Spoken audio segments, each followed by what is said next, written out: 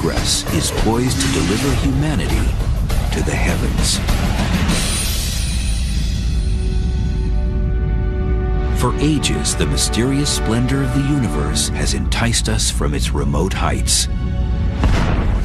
At last, its mysterious temptations are within reach, and man's destiny can be fulfilled. I don't know if it's written in our genes, but anytime you see something at a distance and it piques your curiosity, the first thing you want to do is get a closer look. So while telescopes get you pretty far in this regard, those things that are sort of close enough to be within the reach of our space program, why not take the trip? T-minus 10, 9, main engine start, 5, 4, and liftoff of Space Shuttle Atlantis to assemble. Prying free from our home planet's grip ranks among the greatest of human achievements. But no one, since 1972, has ventured beyond the Earth's orbit. Our space program has been stuck for 30 years. We simply just go around the planet Earth. It's just like Columbus exploring the New World for the first time and then spending the rest of his life simply puttering around the Spanish coastline. What's the problem? There's a dirty little 4-letter word, and that is cost. It costs about $10,000 to put a pound of anything into orbit. Imagine John Glenn made out of solid gold. That's what it costs to put John Glenn or you into orbit. It would cost about $20 million for you to take a weekend trip up to the space station. It would cost about $500 million for you to go to the moon. And for you to go to Mars would probably cost tens of billions of dollars. One way to reduce the cost of reaching space would be to find a more efficient way to overcome Earth's gravity. Remember the story of Jack and the Beanstalk? Jack was the little boy who climbed the beanstalk into heaven. Well, imagine a space elevator such that you hit the up button and the elevator takes you into the heavens just like Jack and the Beanstalk. Instead of building from the ground up, the space elevator would be built from the top down. A satellite in geosynchronous orbit would drop a 60,000-mile cable back to Earth, where it would be anchored to the surface. Now we are within striking distance of being able to create fibers that can withstand the tension of traveling at enormous velocities in outer space as the space elevator rotates with the planet Earth. So it never falls because it rotates at the same rate as the planet Earth. The elevator's compartment would simply roll up the cable, shuttling travelers and supplies into orbit, where it would wait for a spacecraft. This system would entirely replace a conventional rocket launch. And that might reduce the cost of space travel by a factor of 1,000. Think about that. Then you begin to realize that perhaps a trip to outer space may be no worse than an airplane ticket. But beyond the limits of Earth's comforting embrace, exotic menaces await every space traveler. Flying in outer space is not like taking a nice ride in the country in a car. It's like going through a shooting gallery. To an unsuspecting voyager, it might seem the universe is taking aim with a firearm. There are particles in space, even dust-sized particles, pebble-sized particles, that are traveling tens of thousands of miles an hour and sometimes even faster. More than 500,000 of these projectiles, measuring over an inch in diameter, are zipping around our planet right now. They include pieces of glass broken off of solar cells, paint chips from spacecraft, and debris from rocket booster engines. And in deeper space, there's more danger from pebble-sized meteors called micrometeoroids. A small piece of dust can crack glass, it can penetrate metal, it can pulverize plastic. And that does happen in space all the time. But perhaps an even more deadly danger, not at all solid, lies in wait: radiation. The devastating effects of this invisible energy have been witnessed on Earth in the aftermath of the atomic bombs of World War II and the nuclear fallout of Chernobyl. Distressingly, our own life-giving sun spews out streams of poisonous radiation. So realize that we've been protected in this cradle. We've been protected by the atmosphere of the Earth. Magnetic field of the Earth gobbles up most of the flares from the sun to create the aurora borealis. In outer space, you get the aurora borealis coming right at you. There's no ozone layer, there's no magnetic field to protect you. It's just you and the harshness of outer space.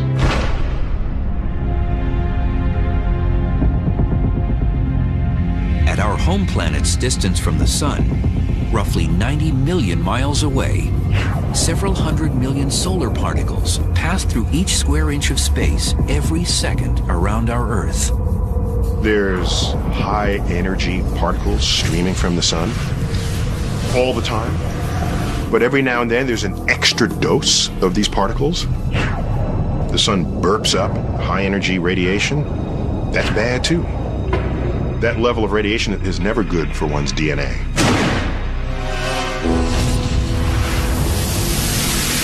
Sunspots flare up these extra doses of energy like a battery of cannons bombarding the cosmos. There's no way to know that they're going to be here before they arrive.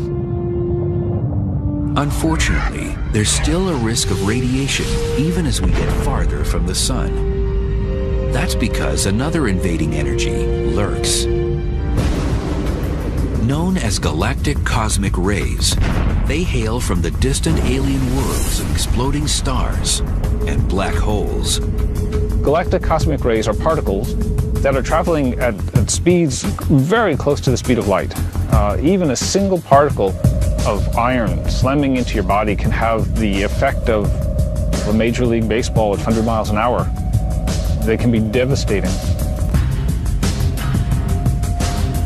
Although heavy iron particles are rare, outside of the protection of a spacecraft, such as when an astronaut performs a spacewalk, thousands of galactic cosmic rays do penetrate the body every second. Every 24 hours, the galactic cosmic rays and solar particles attack a space traveler with as much radiation as a surface dweller on Earth receives in 6 months.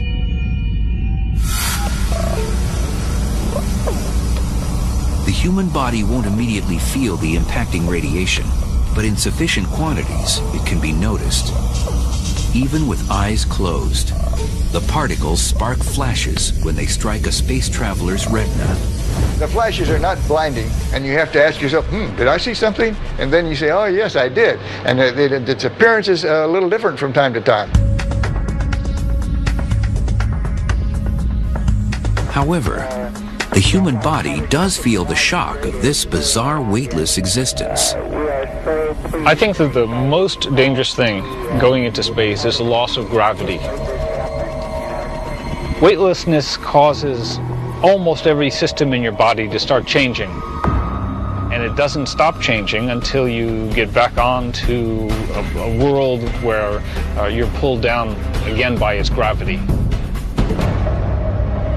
One of the first casualties of zero gravity is a space traveler's sense of direction. What's up and what's down? Very good question. And first of all, it's whatever you want it to be. If you want this to be up, that's fine. But if you want this to be up, that's just as good. Most travelers will suffer from motion sickness for the first few hours, or most likely, days. It's just one of those things that you ought to resign yourself to facing, that everyone is very likely to feel a little bit disturbed in terms of orientation. Here on Earth, scuba divers floating underwater experience the nearest sensation of prolonged periods without gravity. It is for this very reason that aspiring NASA astronauts train to live and work in a gravity-free environment by subjecting themselves for up to 6 hours at a time in a large water tank. Now, scuba equipment, you still experience the forces of gravity, but it doesn't feel like it because your whole body is uniformly buoyed by the water that holds you up. And except for the visual cue of air bubbles floating to the surface, swimming underwater can mimic the sensation of disorientation. But as time passes in the weightlessness of space, the human body senses it no longer needs to resist the force of gravity and begins shedding muscle and bone mass. When you're in space, your body thinks you might as well be lying in bed. And so if you're not careful, your body will atrophy. To counter this, each day in space, an astronaut needs to exercise. The legs are especially vulnerable because they are seldom used. In this world, the arms and hands do most of the work to move the body around. What would be the toughest thing to get used to might very well be just how you live in space, where you can't walk across the room. You have to float everywhere you're going. The lack of gravity also slows down the digestive tract, which can cause problems at mealtime. Your digestive system stops. You can't eat, you can't drink until you can start digesting again. And that can take anywhere from hours to days. Worse still, zero gravity and radiation can combine in an especially sinister way.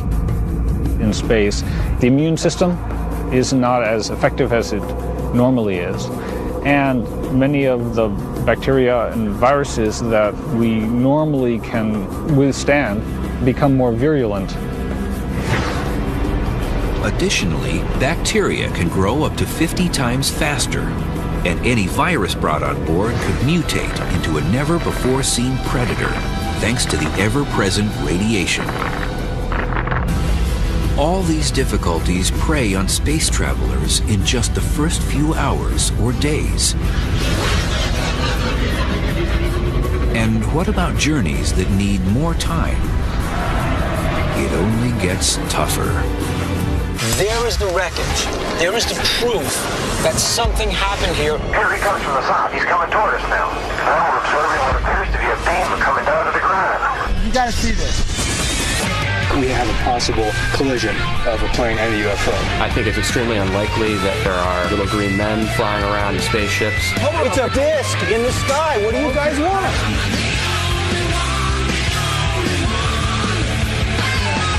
There's definitely some kind of phenomenon.